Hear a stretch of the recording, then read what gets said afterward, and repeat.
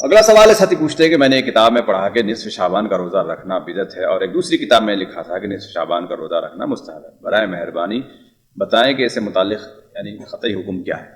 بھائی دیکھیے، اس سلسلے میں اس میں کوئی شک نہیں ہے، اہل علم کا متفق ہے کہ وہ حدیث جو اس سلسلے میں وارد ہے حضرت علی رضی اللہ تعالیٰ عنہ سے کہ فقوموا لیلہ وصوموا نہارہ، وہ اسحاق ابن ابی فروہ کی وجہ سے سخت ضعیف ہے، بلکہ یہ ان روات میں ہے جن کے بارے میں موضوع حدیث بیان کرنے کا جو ہے الزام ہے، تو گویا وہ سخت، اگر موضوع نہیں تو سخت ضعیف ضرور ہے، لہذا ایسی حدیث سے کوئی استحبابی حکم نہیں ثابت ہوتا۔ اگر ہلکے قسم کی ضعیف روایت ہوتی تو ایک بات ہے نا، لہذا اسے مستحب کہنا یہ بات قابل قبول نہیں ہے، اور جب مستحب نہیں ہے، اللہ کے رسول صلی اللہ علیہ وسلم ثابت نہیں ہے، تو گویا اس دن کا روزے کا خصوصی اہتمام کرنا صرف 15 کا یا 14-15 کا یہ جو ہے بدعت میں شمار ہوگا۔ ہاں یہ کہا جا سکتا ہے کہ اگر کوئی آدمی ایام بیض کی نیت سے 13، 14، 15 رکھے، ہے کہ نہیں ہے، تو یہ ایسی چیز ہے جس کی اجازت امام ابن رجب رحمہ اللہ نے دی ہے۔ جی وہ والی جو حدیث کے اللہ رب العالمین نے شعبان کو 15ویں شعبان کو رات میں مطلع ہوتا ہے، یعنی لوگوں کی طرف توجہ کرتا ہے، ہاں تو ٹھیک ہے، وہ والی اس حدیث میں کہاں اس کا ذکر ہے کہ ہاں بھائی رات میں قیام کرے یا دن میں روزہ رکھے؟ اس میں بھی علماء کا اختلاف ہے، بعض لوگ اس کو بھی ضعیف کہتے ہیں، کیا کہتے ہیں؟ ہاں بعض علماء اس طرف ضعیف گئے ہیں، لیکن راجح قول یہی کہ حدیث کیا ہے، وہ صحیح ہے۔ علامہ البانی رحمہ اللہ نے اس سلسلے میں بڑی اچھی گفتگو الصحیحہ کی دونوں جلدوں میں دوسری اور تیسری میں بڑی لمبی اچھی گفتگو کی ہے، اسے وہاں انسان دیکھ لے۔ اور عموماً ہندوستان کے علماء اہل حدیث چاہے صاحب میرات المفاتیح ہوں یا صاحب تحفۃ العوضی ہوں، لوگوں نے اس کو قوی ہی قرار دیا، حسن قرار دیا ہے اس حدیث کو۔ البتہ اس حدیث کی اس رات کی فضیلت اور بات ہوتی ہے، اور اس دن کوئی روزہ رکھنا اور مسئلہ ہوتا ہے، کوئی خاص عبادت کرنا اور مسئلہ ہوتا ہے، اس لیے کہ کسی چیز کے افضل ہونے کا یہ دلیل نہیں ہے کہ اس دن کوئی خاص عبادت بھی کی جائے، ضروری ہے کہ اس دن وہی عبادت کی جائے جو عبادت ثابت ہو۔ مثال کے طور پر نبی کریم صلی اللہ علیہ وسلم کی حدیث صاف ہے کہ جمعہ کی رات کو نہ قیام اللیل کے لیے خاص کرو اور نہ جمعہ کے دن کو روزہ کے لیے خاص کرو۔ حالانکہ معلوم یہ ہے کہ جمعہ کی جو فضیلت ہے بعض علماء نے تمام حتیٰ کہ یوم النحر سے بھی افضل قرار دیا ہے۔ آپ صلی اللہ علیہ وسلم کی وہ حدیث کہ آپ نے بیان فرمایا ان افضل الایام یوم الجمعہ یوم النحر ثم یوم القر، اللہ کے نزدیک سب سے افضل دن کیا ہے؟ یوم النحر ہے، یعنی 10ویں ذی الحجہ، پھر کیا ہے کہ اس کے بعد یوم القر ہے نا۔ اور ظاہر بات ہے کہ ان دونوں دنوں میں آپ صلی اللہ علیہ وسلم نے کوئی خاص بات آپ نے نہیں کی، الا ایک عید کی نماز پڑھی یا حج کے موقع پر تھے تو آپ نے کنکڑی وغیرہ ماری ہے، لیکن اس دن کا روزہ رکھنا کیا ہے؟ کوئی کہے افضل ہے بھائی ہم روزہ رکھیں گے، تو یہ چیز جائز نہیں ہوگی۔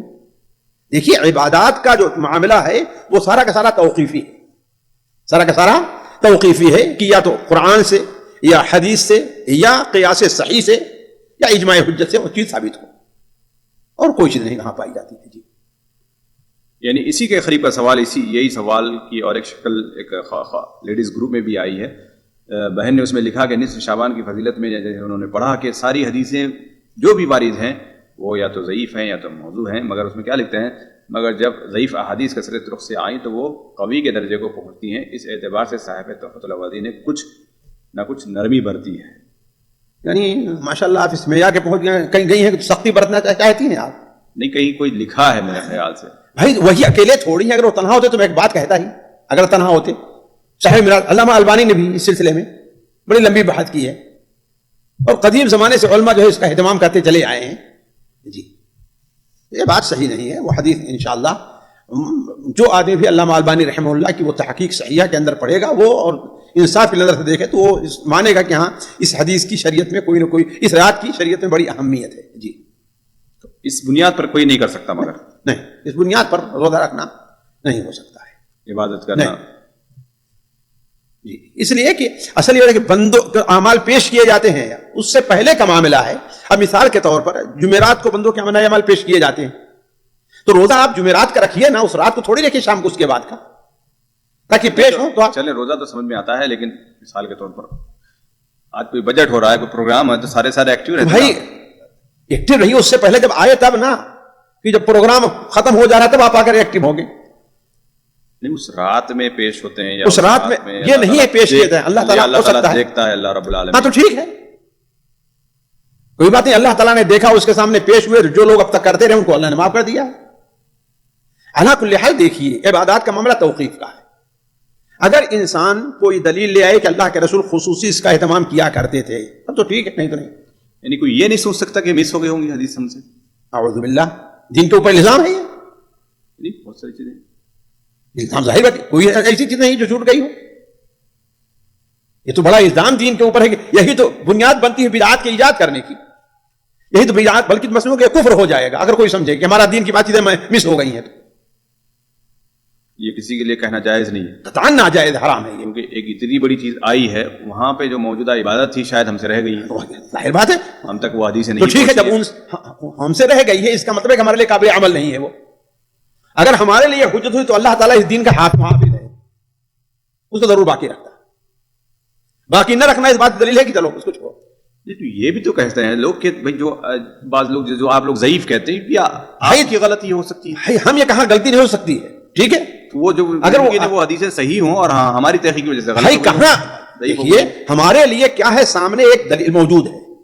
ہم یہ کہہ کہ ہو سکتا ہے صحیح ہو, یہ بات نہیں ہے. ایسے بہت سی چیزیں ہو جائے, ہو سکتا ہے کہ اللہ کے رسول نے ایسا کیا ہو سکتا ہے کہ اللہ کے رسول صلی اللہ علیہ وسلم قرآن کی ہوتا کوئی آیت چھوٹ گئی ہو سکتا ہے, نہیں ہو سکتا ہے کہ ایک سامنے ایک بہت بڑی ایک حدیث صحیح ہے اور اس صحیح حدیث کا ایک دم واضح مطلب یہ اللہ کے بندے کوئی مطلب نہیں ہے. اللہ, یہی تو ہم نے کہا کہ کسی چیز کا افضل ہونا شریعت میں وہاں کسی عمل کے عبادت خاص عبادت کی دلیل نہیں ہے. اس کی دلیل ہم نے دی یوم النحر کی اور یوم الجمعہ کی. آپ کوئی دلیل ایسی لے آئیے, آپ کو یہ دلیل لے آئیے کہ ہر وہ جو دن افضل ہو, ہے کہ نہیں ہے, وہ کوئی عام دلیل ہے, یہاں پہ کوئی نیک عمل افضل ہوگا تو ٹھیک ہے. نہیں, لیلۃ القدر پہ اس کو نہیں قیاس کیا جا سکتا, نہیں قیاس کیا جاتا, لیلۃ القدر کی نہیں قیاس کیا جاتا. وہ بھی اب آپ کہیں گے کہ جمعہ کو لیلۃ القدر پر قیاس کر لیا جائے, جمعہ تو ہفتہ واری ہو جائے گا نا, تو اور اچھی چیز ہے بھائی, ہفتے واری انسان عبادت کرتے رہے. تو وہ سالانہ حال دیکھیے, یہ جو ہے بلا وجہ کی بحث ہے, اس کا کوئی فائدہ نہیں ہے, نہ اس کی کوئی دلیل ہے. کوئی دلیل ہے قرآن حدیث سے لے کر کے آئیے, یا اجماع امت سے لے کر کے آئیے, صحابہ کے عمل سے لے کر کے آئیے. جب یہ تینوں چیزیں نہیں ہیں, نہ قرآن میں ہے, نہ حدیث میں ہے, نہ صحابہ کا اس کے اوپر عمل رہا ہے, نہ علماء کا اس پر اجماع ہے, تو ہم کیسے اس کو مان لیں گے؟ اب آپ انسان کہے بھائی اللہ کے رسول درود کتنی اچھی چیز ہے, اللہ کے رسول پہ درود کتنی اچھی چیز ہے, لہذا ہمیں چھینک آئی جہاں ہم الحمدللہ کر رہے ہیں تو اللہ کے جہاں اللہ تعالیٰ کی حمد وہاں اللہ کے رسول کی تعریف بھی کی گئی ہے, لہذا ہم کہیں کہ الحمدللہ والصلاۃ والسلام علی رسول اللہ کہہ دیے. دین اس طریقے چوتھوں کو ربا بن کر کوئی بھاگ رہی نہیں جائے گی. اچھا چلیں, حدیث صحیح ہے, مان بھی لیا جائے, الحمدللہ صحیح حدیث ہے, تو اتنی بڑی خوشخبری والی حدیث ہے, تو اس میں ایک مسلمان کو کیا کرنا چاہیے؟ اللہ کے رسول کا جو عمل رہا وہ کیجیے. آپ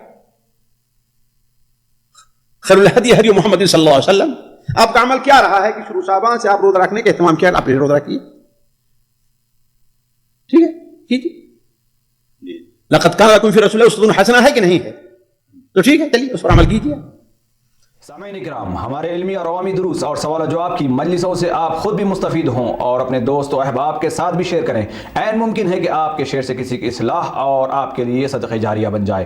واٹس ایپ پر اسلامک میسج حاصل کرنے کے لیے نمبر نوٹ فرمائیں. یعقوب عزیز 00966 5089 59707.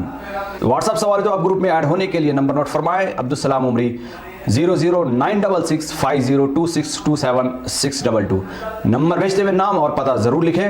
اسی طرح ہمارے یوٹیوب چینل اسلامی دعویٰ کو ضرور سبسکرائب کریں تاکہ ہماری ہر نئی اور اہم ویڈیو کی اطلاع آپ کو فوری حاصل ہو جائے.